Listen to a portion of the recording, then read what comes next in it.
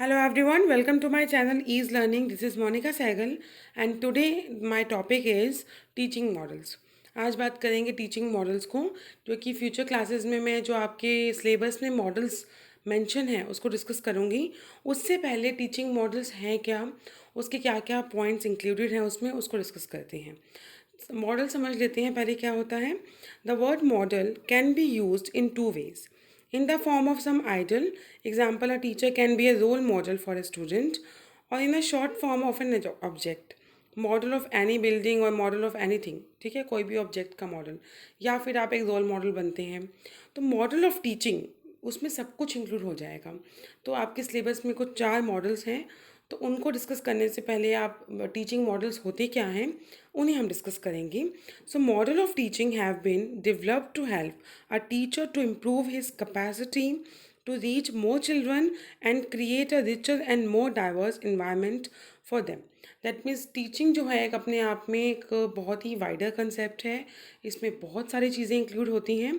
तो जब आप टीचिंग करते हैं और आपको प्रोफेशनल कोर्सेज भी दिलवाए जाते हैं, B Ed M Ed courses, तो उसमें आप ट्रेनिंग सेशन लेते हैं और टीचिंग करते हैं ताकि आप जब फ्यूचर में टीचर बने, इन सर्विस में अपनी जाएँ, तो आप बहुत अच्छे से टीच कर पाएँ, क्योंकि हम स्टूडेंट्स को टीच कर रहे हैं।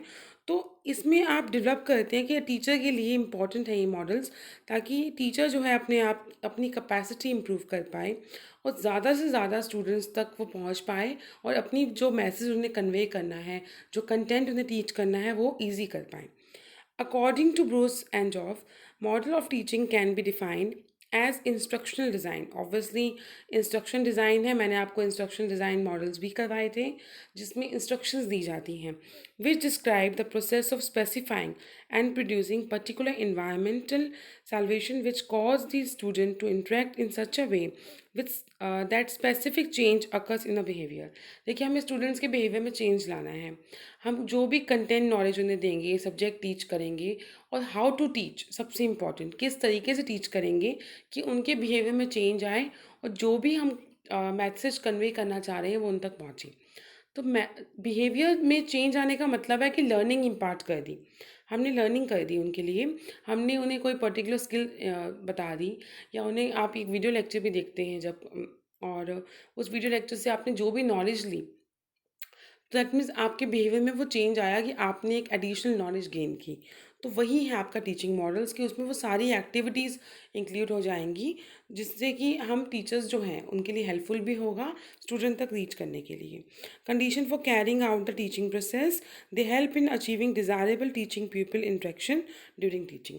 ठीक है, आपने ये याद रखना है कि टीचिंग मॉडल्स हेल्प करते हैं एक इंट्रैक्शन बनाने में पीपल टीचर के साथ, जो स्टूडेंट और टीचर का होता है, और एक इन्वायरमेंट बनाते हैं ताकि जिन जो टीचर्स एक ट्रेनिंग लेके टीचिंग करते हैं तो उनमें वो कैपेबिलिटी या उनकी स्किल्स इंप्रूव हो जाती हैं, क्योंकि ड्यूरिंग टीचिंग जब उन्होंने वो ट्रेनिंग सेशन लिया होता है, तो टीचिंग मॉडल्स का उसमें बहुत इंपॉर्टेंट रोल है।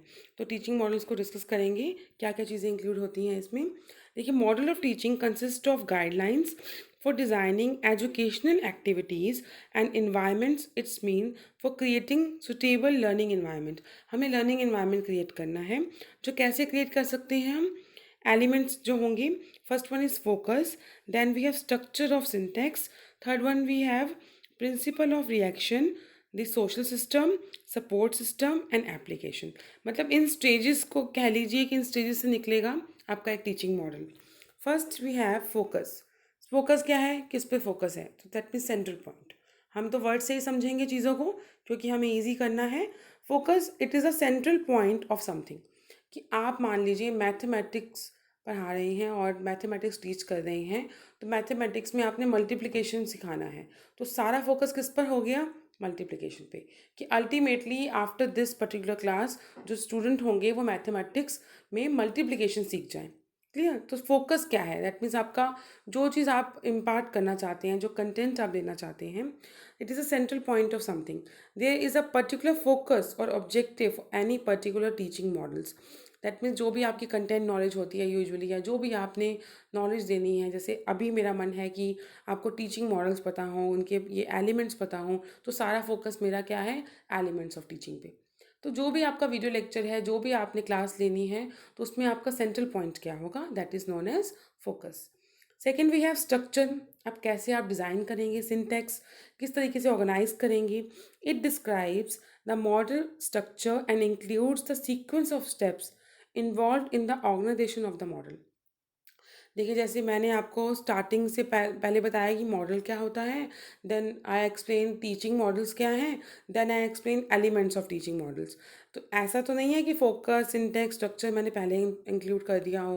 दैट मीन्स अपने लेक्चर को अपनी क्लास में कि आपने पहले क्या बताना है स्टूडेंट्स को, या उनकी प्रीवियस नॉलेज चेक करनी है, या उसके बाद नेक्स्ट स्टेप क्या होगा, आप ऑर्गेनाइज करते हैं अपने लेक्चर को और अपने कंटेंट को।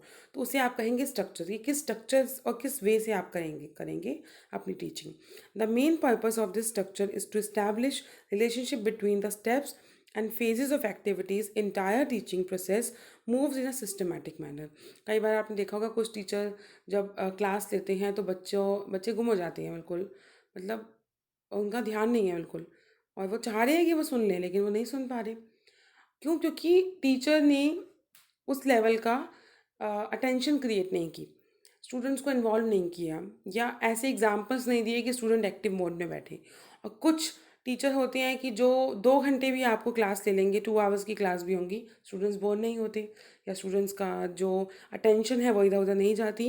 दैट मीन्स उनकी टीचिंग स्किल्स और टीचिंग मैथडोलॉजी है कि उन्होंने अपनी टीचिंग को इस तरीके से ऑर्गेनाइज किया है कि उन्हें क्या टीच करना है, कैसे टीच करना है, क्या इंक्लूड करना है, वो सब चीज़ें आ जाएंगी आपके स्ट्रक्चर में। Focus is central point. Second we have structure और सिंटेक्स, जिसमें ऑर्गेनाइज करेगा टीचर कि कैसे उसे क्या चीज़ें टीच करनी है, स्टेप्स क्या इंक्लूड होंगे। Clear. Third we have principle of reaction. आप कुछ शुरू किया है ना काम, तो रिएक्शन क्या आएगा। It is concerned with the teachers reaction to the students response. Student के रिस्पॉन्स पे टीचर का रिएक्शन क्या आएगा। फॉर एग्जाम्पल, अगर टीचर ने पहले से ही प्लान किया कि वो क्लास में जाएंगे और इस तरीके से टीच करेंगे, लेकिन स्टूडेंट्स का इन्वॉल्वमेंट नहीं आई, तो वो जो मेथड सोच कर आए थे कि इस तरीके से वो टीच करेंगे और ये पॉइंट इंक्लूड करेंगे, वो सडनली चेंज कर देंगे उसे। क्यों? क्योंकि अब स्टूडेंट के रिस्पॉन्स के हिसाब से उन्हें अपना रिएक्शन देना है। जब स्टूडेंट्स के इन्वॉल्वमेंट उन्हें चाहिए तो वो स्टूडेंट के अकॉर्डिंग रिएक्ट करेंगे और स्टूडेंट की इन्वॉल्वमेंट लेंगे। That means the portion of the model alerts the teacher on how to react to the questions of the student, कि कैसे स्टूडेंट्स जो हैं उनके क्वेश्चंस के आंसर करने हैं या स्टूडेंट की इन्वॉल्वमेंट कैसे करनी है। तो principle of reaction. Next we have the social system. Social में 2 से ज़्यादा लोग आ गए ना, तो सोशल में 2 से ज़्यादा लोग आ गए तो आप इसमें स्कूल भी आ जाएगा, आपका क्लासरूम, आपके स्टूडेंट, टीचर, सब कुछ आ गया। The social system describe the interaction between the student and the teacher as each model is viewed as if were in mini society। कि सोसाइटी पे, सोशल सिस्टम पे क्या इफेक्ट आया, क्योंकि हम किसी एक के लिए टीच नहीं करते, हम सभी के लिए टीच करते हैं। तो since every teaching model is different, each model have its own social system and rules of engagement. Her teaching का अलग एक सोशल रूल्स होते हैं और एक इन्वायरमेंट होता है। तो जिस इन्वायरमेंट, क्लासरूम इन्वायरमेंट में वो बैठे हैं और टीच कर रहे हैं, या क्या सब किस किस के लिए टीच कर रहे हैं, किसी एक पर्टिकुलर स्टूडेंट को तो नहीं टीच कर दें, सबके लिए टीचिंग है वो, तो वहाँ पर आ जाएगा आपका दी सोशल सिस्टम। ठीक है, सबको लेकर चलना है ना साथ में। मान लीजिए कुछ स्टूडेंट्स हैं जिन्हें समझ नहीं आ रहा, दे आर स्लो लर्नर्स, और टीचर को ये बात पता है कि दे आर स्लो लर्नर्स, उन्हें टाइम लगता है बात समझने में। तो ऐसा नहीं है कि टीचर ने स्पीडली पढ़ा दिया और ख़त्म कर दिया टॉपिक, नहीं।